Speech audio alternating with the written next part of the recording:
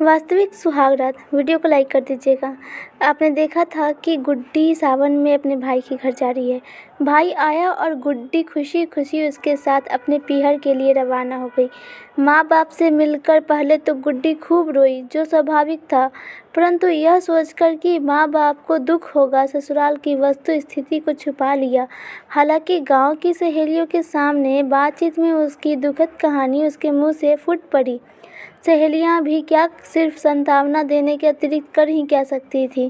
राखी वाला भी दिन आ गया और गुड्डी ने 6 भाइयों की कलाइयों पर राखी बांधी और सभी से उपहार प्राप्त किए।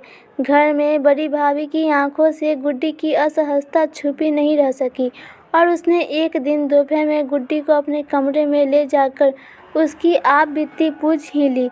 गुड्डी भाभी से लिपट कर खूब रोई। भाभी को यह समझाते देर नहीं लगी कि गुड्डी के दुख का कारण पति का शराब पीना है और यह भी जानती थी कि शराब की लत आसानी से नहीं छूटती।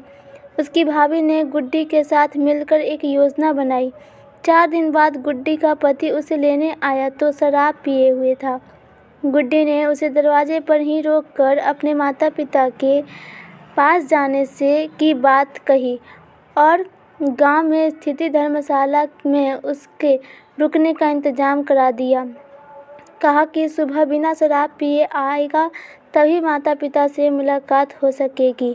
रामू को बुरा तो बहुत लगा, लेकिन दूसरा कोई रास्ता ही नहीं था, अतः धर्मशाला में जाकर सो गया। सुबह नहा धोकर ससुराल पहुंचा और गुड्डी ने अपने माता पिता से मिलवाया। रामू ने माता पिता से गुड्डी को ले जाने की बात कही तो माता पिता ने गुड्डी की बड़ी भाभी को बुलाकर विदा करने की तैयारियां करने का आदेश दिया। भाभी गुड्डी के पति को अपने कमरे में लेकर गई और स्पष्ट शब्दों में गुड्डी की विदा करने से मना कर दिया। कारण पूछने पर उसने कहा कि आपको शराब और गुड्डी में से एक को ही चुनना पड़ेगा। आप पूरे समाज के सामने कभी भी शराब न पीने की शपथ लें और गुड्डी से गाली गलौज न करने का वचन दें, तभी विदा के बारे में सोचा जा सकता है।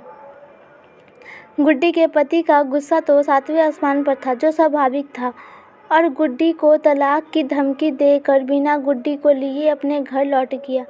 अब क्या हो रहा था? बिना बहू के लौट कर आने पर रामू के माता पिता आश्चर्यचकित थे।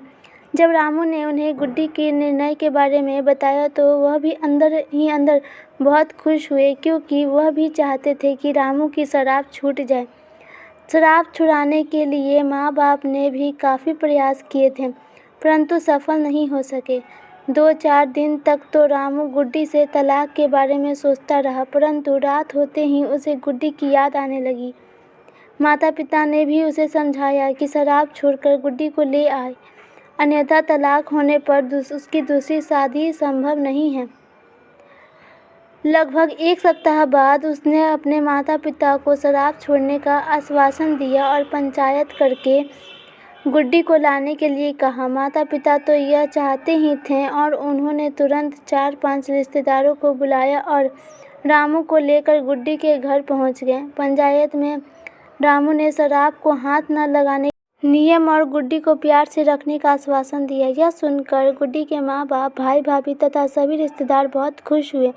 रामू के माँ बाप अंदर ही अंदर भगवान, गुड्डी तथा गुड्डी की भाभी को धन्यवाद दे रहे थे।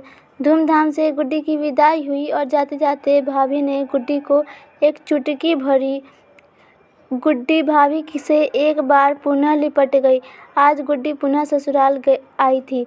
दिन में सास और पड़ोसियों से मीठी मीठी बातें कर शाम को अपने कमरे में पहुंची और कमरे को गुलाब के फूलों से सजाया। रात्रि में सुहाग के जोड़े में पलंग पर बैठकर पति का इंतजार करने लगी। मेज पर केसर के दूध का गिलास उसने पहले ही रख लिया था। रामू आज 8 बजे घर आ गया और सीधा अपने कमरे में पहुंचा।